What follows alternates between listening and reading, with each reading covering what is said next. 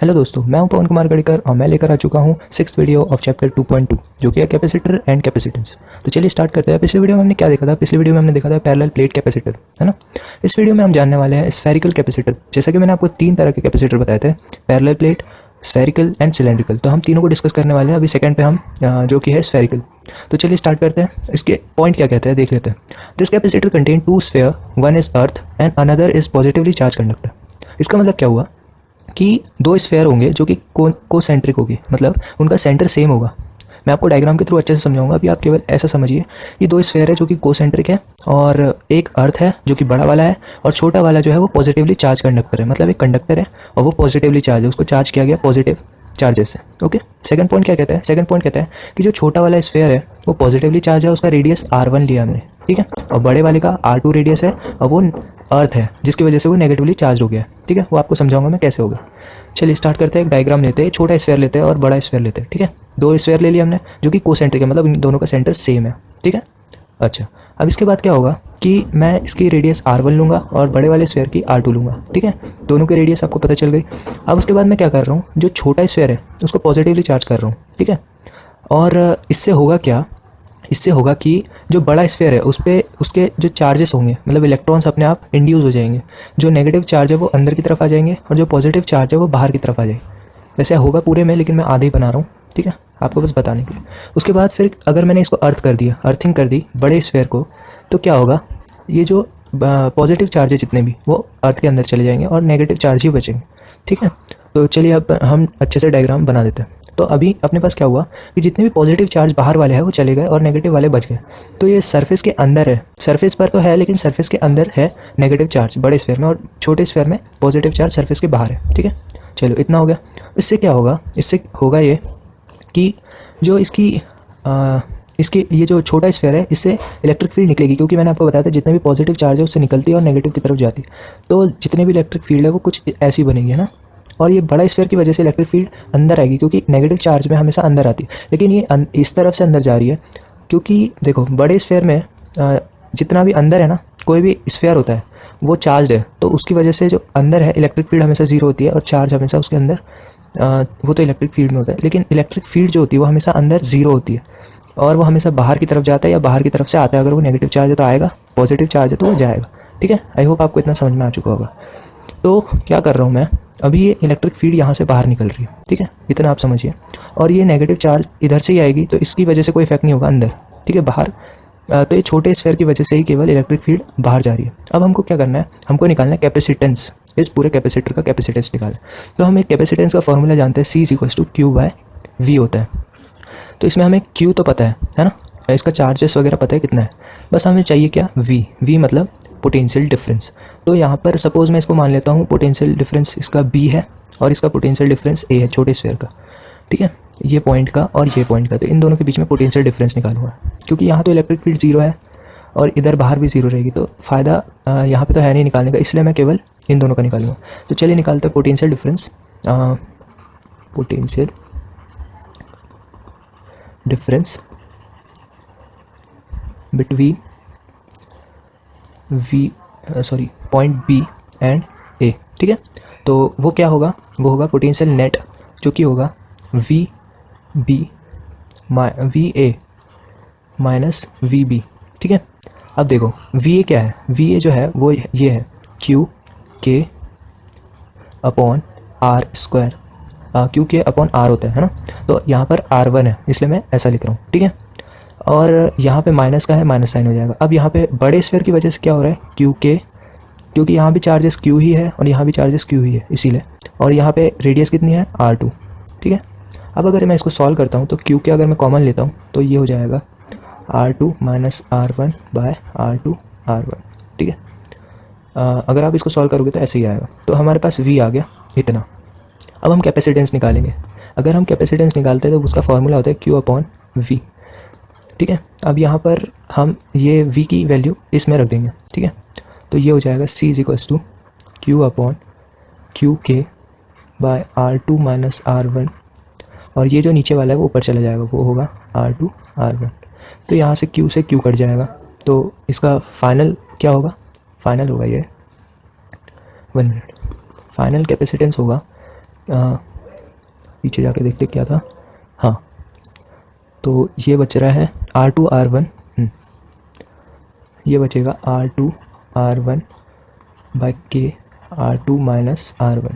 ठीक है, अब देखो K की वैल्यू क्या है, K की वैल्यू 1/4 पाई एप्सिलॉन नॉट। अगर मैं यहाँ पुट कर देता हूँ तो ये क्या हो जाएगा, 4 pi epsilon naught R2 R1 by R2 minus R1 is equals to capacitance.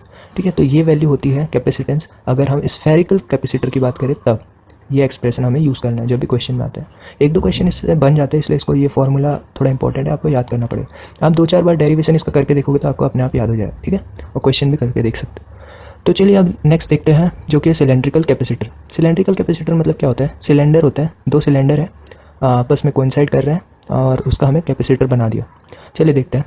This capacitor contain 2 cylinders. ठीक है, वन इज अर्थ पहले जैसा और अनदर इज पॉजिटिवली चार्ज, छोटा वाला पॉजिटिवली चार्ज, बड़ा वाला अर्थ पहले जैसा। ओके, तो देखते हैं second point. Small cylinder contain positive charge, जैसा कि मैंने आपको बताया था, और उसका रेडियस होगा R1 और उसकी लेंथ होगी L। ठीक है, और जो बड़ा स्फीयर है वो नेगेटिवली चार्ज होगा। क्यों? क्योंकि वो अर्थ है। वो मैंने आपको पहले बताया कैसे होगा, पॉजिटिव चार्ज जितने भी है वो अर्थ में चले जाते हैं तो नेगेटिव चार्ज बन जाता है। ठीक है, वैसे बनेगा। एंड हैव रेडियस R2 और उसकी लेंथ होगी L। इसकी लेंथ भी L है, इसकी लेंथ भी L है, मतलब दोनों सेम लेंथ के। ठीक है, तो चलिए डायग्राम के थ्रू समझते हैं। सबसे पहले हम लेंगे एक बड़ा स्फीयर, बड़ा सिलेंडर, उसके अंदर एक छोटा सिलेंडर। ठीक है, ये 2 सिलेंडर हो गए। अब मैं क्या कर रहा हूँ, छोटे सिलेंडर को पॉजिटिवली चार्ज कर रहा हूँ, तो उससे क्या होगा, ये इसमें अपने आप यहाँ पे नेगेटिव चार्ज आ जाएंगे और यहाँ पे भी नेगेटिव चार्ज आ जाएंगे और बाहर पॉजिटिव चार्ज आ जाएंगे। ठीक है, ऐसे ही होगा। अब अगर मैं इसको अर्थ कर देता हूँ, अर्थिंग करूँगा, तो ये जितने भी पॉजिटिव चार्ज है वो चले जाएंगे और बचेंगे केवल नेगेटिव चार्ज। ठीक है, आई होप आपको इतना समझ में आ गया होगा। अब इससे होगा क्या, जितने भी सरफेस पे है वो ये जो सरफेस है उसके अंदर नेगेटिव चार्ज बचेंगे और पॉजिटिव चार्ज बाहर थे इसलिए वो चले गए। तो अभी नेगेटिव चार्ज अंदर है और पॉजिटिव चार्ज इसके बाहर है, छोटे सिलेंडर के। तो इसको फाइंड करने के लिए हम एक गॉसियन सरफेस इंट्रोड्यूस करवा रहे हैं, क्योंकि हमको क्या करना है, हमको फाइंड करना है सबसे पहले ई जो होता है electric field. Electric field find करने के लिए हमको ऐसा करना पड़ेगा, गॉसियन सरफेस हम इंट्रोड्यूस करवाएं। और ये पूरे सिलेंडर का लेंथ है L और इस छोटे का भी जो लेंथ है वो L है। ओके, तो हम एक गॉसियन सरफेस इंट्रोड्यूस करवा रहे हैं जो कि इतनी बड़ी है। ठीक है, ये छोटे सिलेंडर से थोड़ी बड़ी रेडियस में और बड़े सिलेंडर से थोड़ी छोटी रेडियस में। ठीक है, तो अब क्या करेंगे, देखो अब होगा ये कि ये जो छोटा सिलेंडर है इसका रेडियस है R1 जैसा कि हमने बताया था, और ये बड़े सिलेंडर का रेडियस है R2। ठीक है, और ये गॉसियन सरफेस से क्या हो रहा है, DA, हम एक छोटा सा कंपोनेंट ले रहे हैं इस गॉसियन सरफेस का, वो है DS ले लो।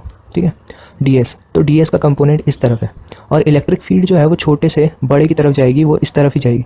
मतलब कि DS और E का अगर हम डॉट करें तो वो उसका कॉस थीटा जो होगा वो 1 होगा। इसका मतलब E डॉट DS को हम क्या लिख सकते हैं, DS और E। ठीक है, DS इंटू E डायरेक्ट। ठीक है, इतना आपने समझा। चलिए अब हम इसमें गॉस लॉ को इंट्रोड्यूस करवाते हैं। गॉस लॉ जो कि कहता है integration of close integration of E dot DS is equals to Q by epsilon naught.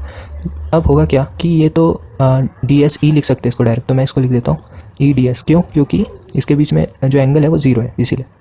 और close integration is equals to Q by epsilon naught. ठीक है, तो इतना आ गया आपको समझ में। अब उसके बाद E जो है वो कांस्टेंट, इसलिए बाहर निकाल लेता हूँ और इसका DS का इंटीग्रेशन होगा Q बाय एप्सिलॉन नॉट। अगर आप ध्यान से देखो तो ये गॉसियन सरफेस का सरफेस एरिया जो है वो होता है कितना, वो होता है 2 पाई R और यहाँ पे L क्या है, जो वो लेंथ है। ठीक है, और R क्या है, इसकी रेडियस है। R जो है गॉसियन सरफेस की रेडियस है।